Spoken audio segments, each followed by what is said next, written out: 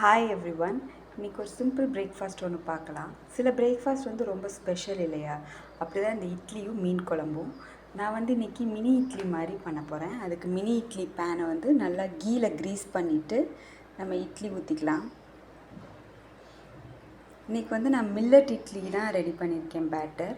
அதுக்கு 1 கப் உளுந்து ஆட் பண்ணோம் அப்படின்னா 1 cup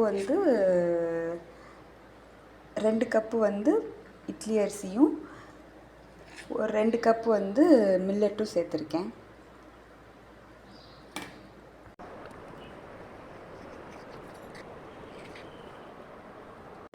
super soft millet idli கூடவே மீன் குழம்பு.